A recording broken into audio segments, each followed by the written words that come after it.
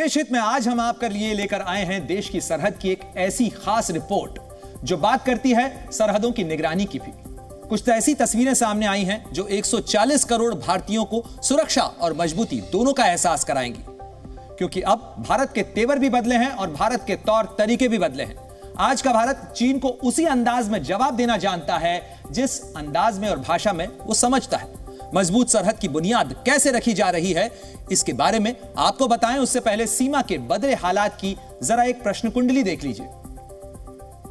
आपके मन में सवाल खड़े हो रहे होंगे कि क्या चीन की हेकड़ी खत्म हो गई है।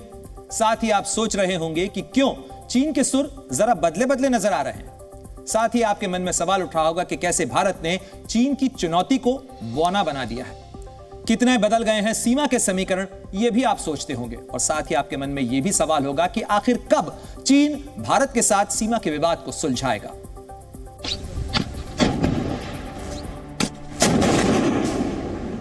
भारत की नई मिसाइल ने लक्ष्य को भेदा तो इसकी गूंज सीमा पार चीन तक पहुंच गई। भारतीय सेना की त्रिशक्ति कोर के सूरमाओं ने कल एक नई एंटी टैंक गाइडेड मिसाइल का परीक्षण किया है। पूर्वी कमान की मिसाइल फायरिंग टुकड़ियों ने सिक्किम में चीन की सीमा के करीब 17,000 फीट की ऊंचाई पर मिसाइल टेस्ट कर ड्रैगन को 2 टूक संदेश दे दिया है। टेस्ट के दौरान युद्ध के मैदान के हालात को देखते हुए विभिन्न प्लेटफॉर्म्स पर लाइव फायरिंग की गई। ऊंचाई वाले इलाके में एटीजीएम प्रणाली की सटीकता और प्रभावशालिता को परखा गया। एटीजीएम यानी एंटी टैंक गाइडेड मिसाइल। सेना के मुताबिक इस अभ्यास से एटीजीएम टुकड़ियों ने बेजोड़ घातकता के साथ दुश्मन के बख्तरबंद खतरों को बेअसर करने की क्षमता का प्रदर्शन किया है। बॉर्डर पर एंटी टैंक गाइडेड मिसाइल की तैनाती भारत के लिए क्यों अहम है, इसके लिए आपको इसकी खासियत भी जाननी होगी। दरअसल इसका वजन होता है करीब 14.6 किलो। इसका वॉरहेड यानी हथियार, जिसे 9N131 भी कहा जाता है, उसका वजन होता है 2.7 किलो। यह हथियार टैंक से छूते ही फट जाता है और इसकी अधिकतम गति 680 फीट प्रति सेकंड की होती है। सामान्यतः इसकी रेंज 75 मीटर से लेकर 4 किलोमीटर तक होती है। यह मिसाइल जमीन पर स्टैंड लगाकर या फिर किसी बीएमपी वाहन से भी लॉन्च की जा सकती है। यह किसी भी टैंक या बख्तरबंद वाहन को तबाह कर सकती है। कामयाब टेस्ट के बाद जब यह नई मिसाइल सेना को मिलेगी तो इसे चीन के साथ लगी 3,488 किलोमीटर की वास्तविक नियंत्रण रेखा पर तैनात किया जाएगा। सिक्किम से आई anti tank guided missile test की ये तस्वीरें भारत के बदले तेवर और बढ़ती ताकत का एक ताजा नमूना है। लेकिन पहले डोकलाम और फिर गलवान घाटी की घटना के बाद से भारत एलएसी पर अपनी जमीनी ताकत बढ़ाने और अपनी निगरानी को पैना करने में लगातार लगा हुआ है। सिक्किम की भारत के लिए सामरिक अहमियत पर आगे बात करें उससे पहले देख लीजिए कि बीते 5 सालों में भारत ने चीन के साथ लगी अपनी सरहद पर सैनिकों की तैनाती को कैसे मजबूत किया है। भारत ने लद्दाख में चीन की सीमा से लगे इलाकों के अंदर राफेल लड़ाकू विमानों को तैनात किया है। साथ ही चीन और पाकिस्तान की सीमा पर 3 S-400 मिसाइल डिफेंस सिस्टम को भी तैनात कर दिया गया है। सीमा से महज 25 किलोमीटर के भीतर लद्दाख में अपाचे हेलीकॉप्टर्स की भी तैनाती हुई है। इसी साल भारत ने अपनी अग्नि 5 मिसाइल को भी लॉन्च किया है, जिसकी रेंज अब 5,000 किलोमीटर से ज्यादा है, यानी इसकी जद में चीन का एक बहुत बड़ा इलाका आता है। इसके अलावा चीन की घुसपैठ रोकने के लिए सीमा पर ड्रोन की तैनाती में भी एक बढ़ोतरी की गई है। इतना ही नहीं, लाइन ऑफ एक्चुअल कंट्रोल पर भारतीय सैनिकों की संख्या में भी बढ़ोतरी की गई है, इजाफा किया गया है।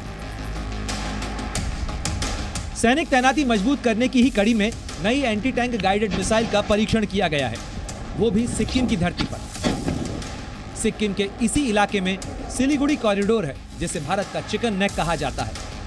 और यह इलाका नॉर्थ ईस्ट के सूबों के साथ कनेक्टिविटी के लिहाज से बेहद अहम है। इस चिकन नेक पर चीन की निगाहें हमेशा से लगी रहती हैं, लेकिन भारत आंख में आंख डालकर चीन को मुंहतोड़ जवाब दे रहा है। ऐसा मैं नहीं मानता जी, ऐसा नहीं मानता। हाँ, इस समय दोनों चाइना और भारत के बीच में कमांडर्स लेवल पर बातचीत चल रही है जी। कुछ इश्यूज हैं, कुछ इश्यूज 2013 के भी हैं जिनको कि रिजॉल्व करने की आवश्यकता है और वो ठीक तरीके से भी बातचीत चल रही है। बातचीत का सिलसिला टूटा नहीं है और मैं तो यही उम्मीद करता हूं कि बातचीत के द्वारा इसका कोई न कोई समाधान निकलेगा। सीमा पर भारत के इन तेवरों की वजह है मजबूत होता बुनियादी ढांचा, जिस पर बीते कुछ सालों से भारत लगातार ध्यान दे रहा है और निवेश भी कर रहा है। सैन्य मोर्चों के अलावा सरहदों को महफूज रखने के लिए दूसरे मोर्चों पर भी जोर दिया जा रहा है। वित्त वर्ष 2023-24 में बीआरओ का बजट 14,380 करोड़ रुपए हो गया है, जो वित्त वर्ष 2013-14 में सिर्फ 3,782 करोड़ रुपए था। 2008 से 2014 के बीच 3,610 किलोमीटर बॉर्डर रोड का निर्माण हुआ, जबकि 2014 से 2022 के बीच 6,806 किलोमीटर बॉर्डर रोड का निर्माण किया गया। सीमा के इलाकों में लंबे फ्रंटियर हाईवे के निर्माण के साथ ही पूर्वोत्तर के पूरे क्षेत्र में रणनीतिक रेल लाइनों का निर्माण तेजी से हो रहा है, जो सेना के मोबिलाइजेशन को तेज कर देगा। कश्मीर को शेष भारत से जोड़ने वाली एक नई रेलवे लाइन भी इन दिनों निर्माणाधीन है। इसके अलावा वायुसेना के लिए नए एडवांस लैंडिंग ग्राउंड का निर्माण हो रहा है। साथ ही सैनिकों और टैंकों के मोबिलाइजेशन के लिए बॉर्डर पर इन दिनों तेजी से काम चल रहा है, जिससे सीमा पर किसी भी तरीके से जवाबी कार्रवाई करने की जरूरत पड़े तो तेजी से भारत की सेना को वहां पहुंचाया जा सके, उसका साजो सामान भी ले जाया जा सके। लिहाजा एलएसी ही नहीं, एलओसी पर भी भारत की सेना सरहदों को मजबूत करने के लिए और सरकार वहां पर इंफ्रास्ट्रक्चर को मजबूत करने के लिए तेजी से काम कर रही है। सीमा को मजबूती देने के अभियान में भारत सैन्य इंफ्रास्ट्रक्चर के साथ साथ सीमावर्ती गांवों को सक्षम बनाने की मुहिम में भी तेजी से जुटा है। ये तस्वीरें इसी मुहिम की गवाही देती हैं। भारतीय सेना सरहदी इलाकों में बच्चों को पढ़ा रही है। भारत माता की। सेना हेल्थ कैंप लगाकर सीमावर्ती गांवों में बुजुर्गों का इलाज कर रही है। सरहद के गांवों में सेना द्वारा लड़कियों को स्किल कोर्स कराए जा रहे हैं। नौजवानों को आत्मरक्षा की ट्रेनिंग दी जा रही है और युवाओं को सेना में शामिल होने के लिए प्रोत्साहित भी किया जा रहा है। सीमावर्ती राज्यों के 19 जिलों को चिन्हित किया गया है। देश के 663 गांवों में वाइब्रेंट विलेज कार्यक्रम को तेजी से चलाया जा रहा है। सरहद के गांवों में रहने वाले लोगों की जिंदगी आसान बनाने के लिए इंफ्रास्ट्रक्चर, हेल्थ केयर, शिक्षा और आजीविका के अवसरों में सुधार करना इसका अहम उद्देश्य है। मंशा साफ है ताकि सीमावर्ती गांवों में बस्तियां खाली न हो और सरहद की निगरानी में सेना को मदद मिलती रहे। यही वजह भी है कि जब प्रधानमंत्री मोदी आज राजस्थान के सीमावर्ती इलाके बाड़मेर में जनसभा को संबोधित करने पहुंचे तो उन्होंने सीमा के विकास का मुद्दा जोर शोर से उठाया और विपक्ष को इसके सहारे घेरा भी। लोग देश के सीमावर्ती गांवों को देश के आखिरी गांव कहते हैं। ये लोग सीमावर्ती जिलों को, वहां गांवों को जानबूझकर विकास से वंचित रखते थे और आप हैरान हो जाएंगे क्यों रखते थे, क्या तर्क देते थे। ऑफिशियली बताते थे, वो कहते थे कि सीमा के पास विकास होगा तो दुश्मन देश के भीतर आकर कब्जा करने की संभावना बढ़ जाएगी।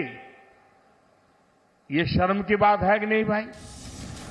चीन और पाकिस्तान के साथ सीमा पर तनातनी भारत के चुनाव में बड़ा मुद्दा बनता रहा है। लोकसभा चुनाव 2024 की लड़ाई में भी ये मुद्दा हाई है।